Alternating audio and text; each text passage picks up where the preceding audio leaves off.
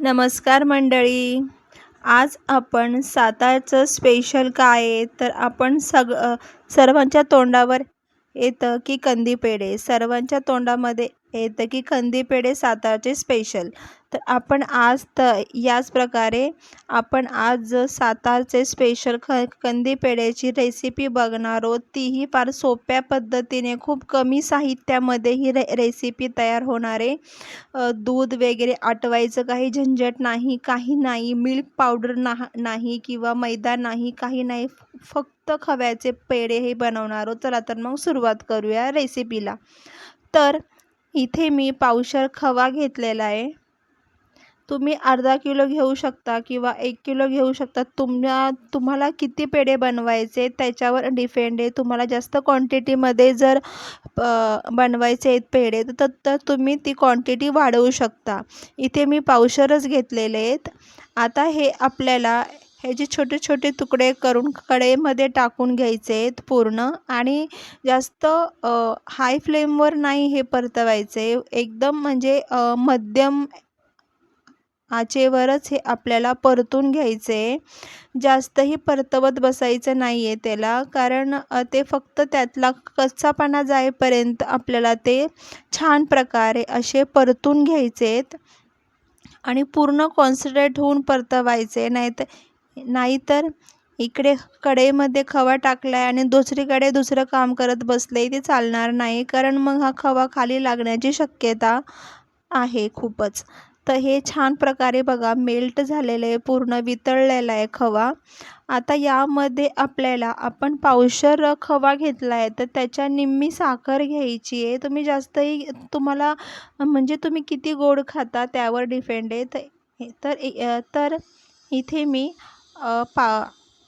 आतपाव साखर घेतलेली आहे. हातपावलाही थोडी कमी आहे. आणि इथे 1 मोठी चमचा वेलची पूड मी टाकलेली आहे बारीक करून. आता हे पूर्ण साखर त्या खव्यामध्ये पूर्ण एकजीव होईपर्यंत, ती पूर्ण वितळेपर्यंत आपल्याला कमी गॅसवर असं परतून घ्यायचं आहे. छान प्रकारे आलटून पलटून परतून घ्यायचे. आपल्या या कंदी पेढ्याचा वास पूर्ण घरभर पसरला आहे. मुलांना तर वाटते कधी खायला मिळतंय असं पेढा.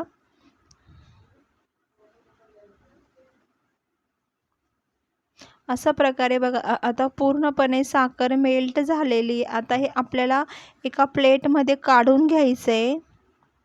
थोडंसं मिश्रण पातळ झाले, तुम्हाला वाटले की पातळ मिश्रण झालं आहे तर हे थोड्या वेळाने 5 ते 10 मिनिटाने हवेशीर जर ठेवलं तर हे पूर्ण एकदम त्याचं जे मेल्ट झाले ते पूर्ण सुकल्यासारखं होईल, घट्ट होईल हे पूर्ण मिश्रण.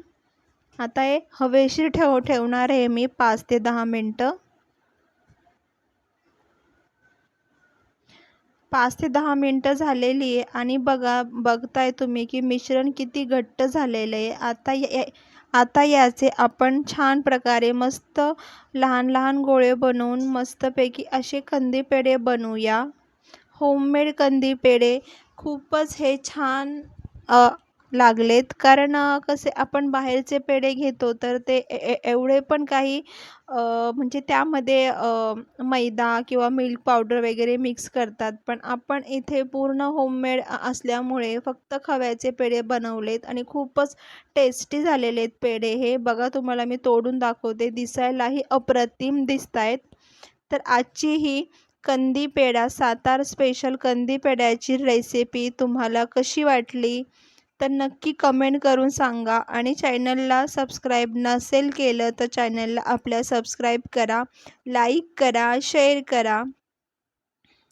आणि अशाच नवनवीन व्हिडिओ पाहण्यासाठी आपल्या चॅनलला सबस्क्राईब केल्यानंतर बेल आयकॉन दाबायला विसरू नका, कारण यापुढील जे पण नवनवीन व्हिडिओ येतील तर त्याचं नोटिफिकेशन तुम्हाला सर्वात अगोदर येईल. चला